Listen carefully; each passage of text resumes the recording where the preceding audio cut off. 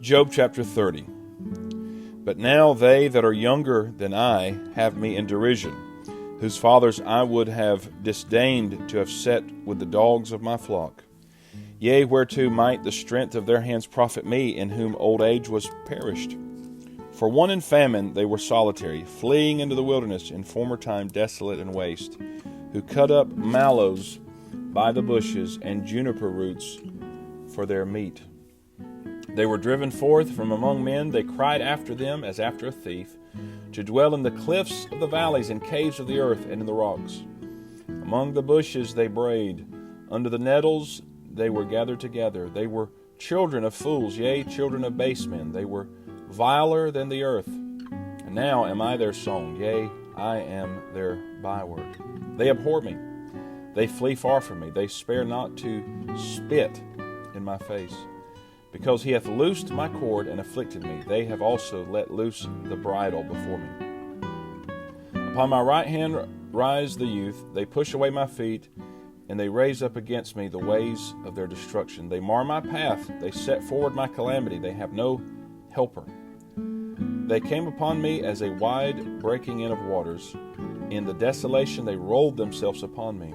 Terrors are turned upon me. They pursue my soul as the wind, and my welfare passeth away as a cloud. And now my soul is poured out upon me. The days of affliction have taken hold upon me. My bones are pierced in me in the night season, and my sinews take no rest. By the great force of my disease is my garment changed. It bindeth me about as the collar of my coat. He hath cast me into the mire, and I am become like dust and ashes. I cry unto thee, and thou dost not hear me. I stand up, and thou regardest me not. Thou art become cruel to me. With thy strong hand thou opposeth thyself against me. Thou liftest me up to the wind. Thou causest me to ride upon it, and dissolvest my substance. For I know that thou wilt bring me to death, into the house appointed for all living. Howbeit he will not stretch out his hand to the grave, though they cry in his destruction. Did I not weep for him that was in trouble? Was not my soul grieved for the poor? When I looked for good, then evil came unto me. And when I waited for light, there came darkness. My bowels boiled and rested not. The days of affliction prevented me. I went mourning without the sun. I stood up and I cried in the congregation. I am a brother to dragons and a companion to owls. My skin is black upon me, and my bones are burned with heat. My harp also is turned to mourning, and my organ into the voice of them that weep. Job chapter 31. I made a covenant with mine eyes. Why then should I think upon a maid? For what portion of God is there from above, and what inheritance of the Almighty from on high? Is not destruction to the wicked, and a strange punishment to the workers of iniquity? Doth not he see my ways and count all my steps? If I have walked with vanity, or if my foot hath hasted to deceit, let me be weighed in an even balance, that God may know mine integrity. If my step hath turned out of the way, and mine heart walked after mine eyes, and if any blot hath cleaved to mine hands, then let me sow, and let another eat. Yea, let my offspring be rooted out. If mine heart have been deceived by a woman, or if I have laid wait at my neighbor's door, then let my wife grind unto another, and let others bow down upon her. For this is an heinous crime. Yea, it is an iniquity to be punished by the judges. For it is a fire that consumeth to destruction, and would root out all mine increase. If I did despise the cause of my manservant, or of my maidservant, when they contended with me, what then shall I do when God riseth up?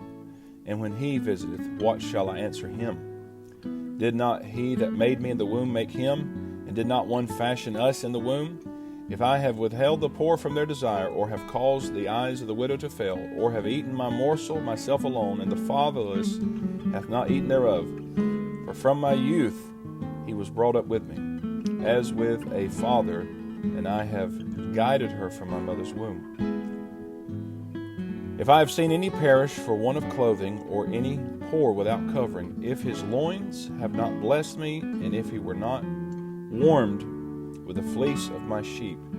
If I have lifted up my hand against the fatherless when I saw my help in the gate, then let mine arm fall from my shoulder blade, and mine arm be broken from the bone. For destruction from God was a terror to me, and by reason of his highness I could not endure.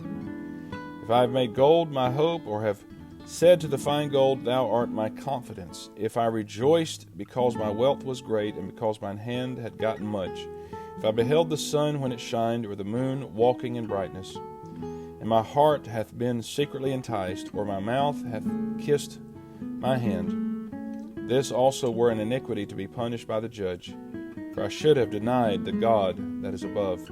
If I rejoice at the destruction of him that hated me, or lifted up myself when evil found him, neither have I suffered my mouth to sin by wishing a curse to his soul. If the men of my tabernacle said not, Oh, that we had of his flesh, we cannot be satisfied. The stranger did not lodge in the street, but I opened my doors to the traveler. If I covered my transgressions as Adam by hiding mine iniquity in my bosom, did I fear a great multitude, or did the contempt of families terrify me that I kept silence and went not out of the door? Oh, that one would hear me! Behold, my desire is that the Almighty would answer me, and that mine adversary had written a book. Surely I would take it upon my shoulder and bind it as a crown to me. I would declare unto him the number of my steps. As a prince would I go near unto him.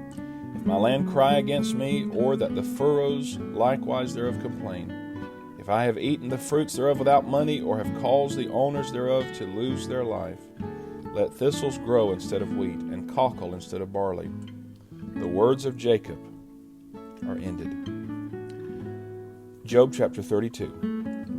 So these three men ceased to answer Job, because he was righteous in his own eyes. Then was kindled the wrath of Elihu the son of Barachel the Buzite of the kindred of Ram. Against Job was his wrath kindled, because he justified himself rather than God. Also against his three friends was his wrath kindled, because they had found no answer, and yet had condemned Job. Now Elihu had waited till Job had spoken, because they were elder than he.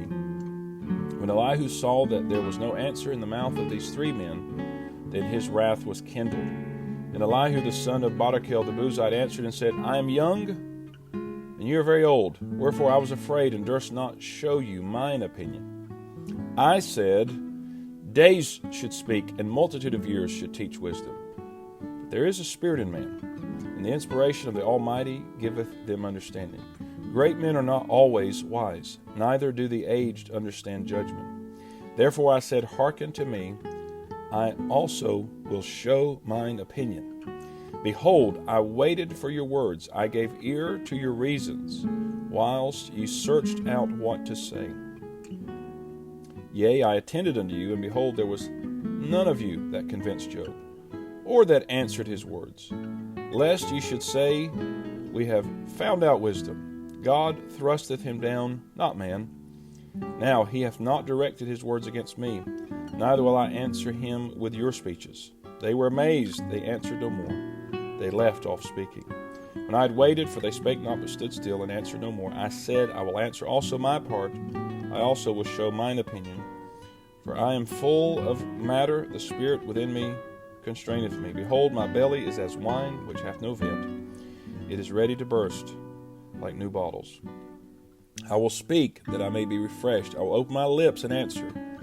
Let me not, I pray you, accept any man's person, neither let me give flattering titles unto man. For I know not to give flattering titles. In so doing, my Maker would soon take me away. This is the reading of God's holy word.